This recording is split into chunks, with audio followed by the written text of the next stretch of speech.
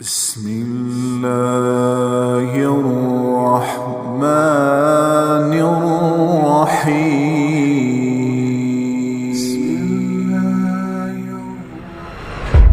ایک اور حدیث سے آ جائی یوشک الامم ان تداعى علیکم کما تداعى الاکلۃ الی قصعتها. ایک دن آئے گا میری امت کو ایسے تقسیم کریں گے غیر جیسے دسترخوان پہ روٹی تقسیم کی جاتی ہے ٹکڑے ٹکڑے کر کے.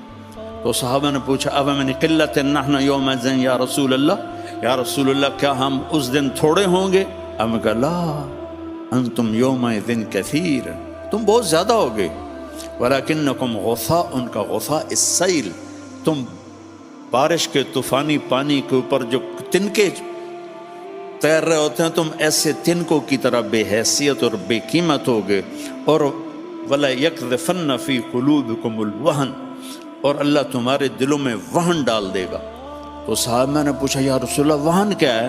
کہ حب الدنیا و کراہیت الموت، دنیا کے غلام بن جاؤ گے، دنیا کے بندے بن جاؤ گے اور موت سے ڈرنے لگ جاؤ گے. بھلا موت تو اللہ کی ملاقات ہے. ابراہیم علیہ السلام کے پاس اسرائیل آ گئی، چلو جی. تو وہ کہنے کہ بھلا کبھی خلیل بھی خلیل کو مارتا ہے؟ تو وہ اسرائیل واپس گئے، کہا جی وہ ابراہیم تو یہ کہہ رہے ہیں. کہا اچھا اس سے کہو کبھی خلیل بھی خلیل کے ملنے سے رکتا ہے؟ تو انہوں نے کہا جی اوپر سے تو یہی جواب ہے. کہا جلدی کر لے جا. مسلمان کے لیے تو اللہ کی قسم اگر اللہ راضی ہے تو موت سے خوبصورت تحفہ کوئی نہیں، موت سے خوبصورت پیغام کوئی نہیں. اگر اللہ ناراض ہے پھر تباہی ہے. عمر بن عبدالعزیز اس تخت پہ بیٹھے جس پہ بنو امیہ کے ظالم حکمران بیٹھے تھے، عبد الملک بن مروان، پھر ولید بن عبد الملک، پھر سلیمان بن عبد الملک، اور چوتھے عمر بن عبدالعزیز. عبد الملک ان کے سگے چچا تھے. عمر بن عبدالعزیز اور عبد الملک بھائی تھے، مروان کے بیٹے تھے. تو عمر بن عبدالعزیز نے 2.25 سال حکومت کی اور 3 بر اعظم میں زکوٰۃ لینے والا کوئی نہ بچا. 3 بر اعظم پہ حکومت تھی، جنوبی فرانس سے لے کر شمالی افریقہ تک اور ملتان تک اس بندے کا جھنڈا لہراتا تھا، اور 3 بر اعظم میں زکوٰۃ لینے والا کوئی نہ بچا. کہ پہلے خزانہ اپنا سمجھ کے لوٹتے رہے اور انہوں نے خزانے کو امانت سمجھ کے استعمال کیا. تو وہ انہوں نے بلایا شام کے قاضی رجا کو، کہنے لگے دیکھو عبد الملک میرے چچا مرا تھا تو میں اس کی قبر میں اترا تھا تو اس کے چہرے کا رنگ کالا سیاہ ہو گیا تھا اور اس کا چہرہ قبلے سے یوں ہو گیا تھا، اور عبد الملک کی یہ جگہ سرخ تھی سیب کی طرح.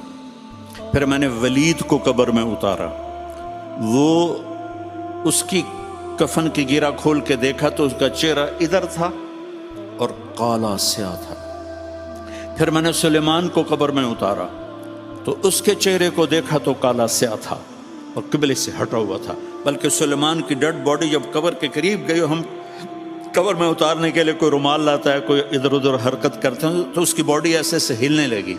تو اس کے بچوں نے کہا ہمارا ابا زندہ ہے. عمر بن عبدالعزیز نے فرمایا زندہ نہیں، قبر کا عذاب شروع ہو چکا ہے. اور یہ ان تینوں کا جرم کیا تھا؟ ظالم تھے، بددیانت تھے، قومی خزانے کو ذاتی ملک بنا لیا تھا.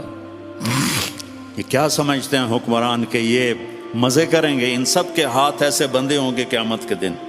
یہ جتنے جج صاحبان ہیں یہ کیا سمجھتے ہیں کہ ہمیں بڑی اعلیٰ پوسٹ ملی ہوئی ہے؟ ان کے قیامت کے دن ہاتھ یہاں بندھے ہوئے ہوں گے. پھر اللہ پوچھے گا بتا تجھے جو حکمران بنایا تھا تو نے کیا کیا میرے بندوں کے ساتھ؟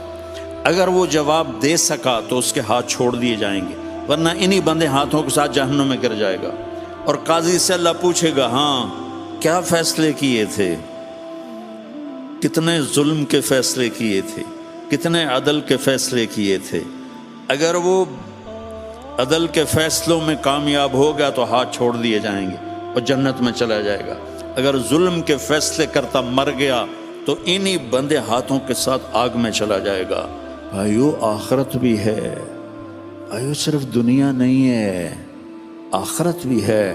टुक हिर्स हवस को छोड़ मियाँ मत देस बदेस फिरे मारा कज़ाक अजल का लूटे है दिन रात बजा कर नक्कारा क्या बदिया भैंसा बैल शुतर क्या गोनी पल्ला सरबारा क्या गेहूँ चावल मोठ मटर क्या आग धुआं और अंगारा सब ठाठ पड़ा रह जाएगा जब लाद चलेगा बंजारा।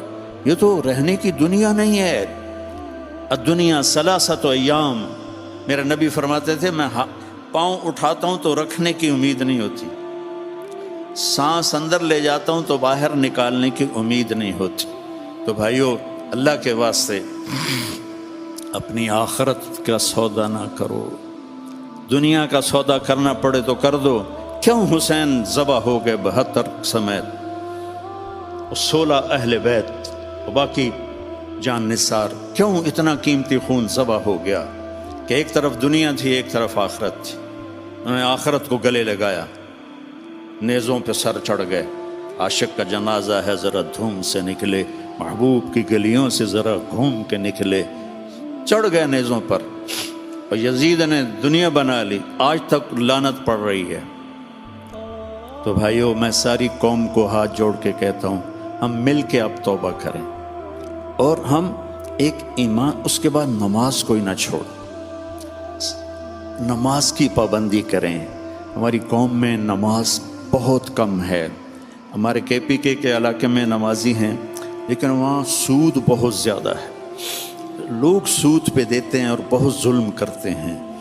नमाजी हैं लेकिन सूद नहीं छोड़ते हैं, तो ये उनके लिए बहुत बड़ी तबाही बन जाएगी। 2 आदमियों पे ज़बरदस्त अजाब आने वाला है, 2 आदमी। उम्मत मुस्लिमा में 2 किस्म के लोगों पर सबसे शदीद अजाब होगा।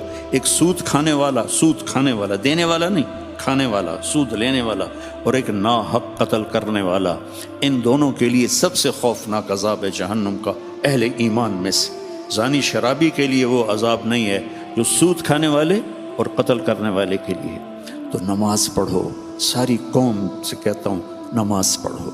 अल्लाह ने रिस्क दिया है, ज़कात दो, कुरान पढ़ो, अल्लाह के वास्ते कुरान पढ़ो, अल्लाह के नबी की सीरत पढ़ो, इल्म हासिल करो कि मेरा रब मुझसे क्या चाहता है। मेरा रब पहली सतर है बिस्मिल्लाहिर्रहमानिर्रहीम, कि मैं रहमान और रहीम हूँ, कोई सख्त हुक्म नहीं सुनाऊंगा, आसान होंगे, कर लो, बड़ा नफ़ा रहेगा। तो कुरान पढ़ो, नबी की ज़िंदगी पढ़ो, सहाबा की ज़िंदगी पढ़ो और कुरान को अपना विर्द बनाओ। तीसरा कलमा, दुरूद शरीफ, इस्तिग़फ़ार, चलते फिरते उठते बैठते अपना ये ज़िक्र बनाओ और अपने अखलाक को बुलंद करो।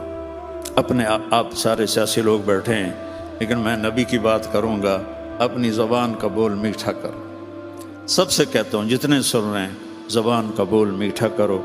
मेरे नबी को पसंद नहीं है शिद्दत के बोल।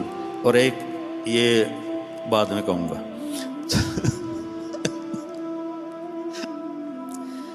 तो अपनी ज़बान के बोल मीठे कर। मेरे नबी ने से पूछा गया, या रसूल अल्लाह, सबसे ज़्यादा जन्नत में क्या चीज़ ले जाएगी? तो आपने फरमाया, अच्छे अखलाक और तक़वा सबसे ज़्यादा जन्नत में ले जाएगी।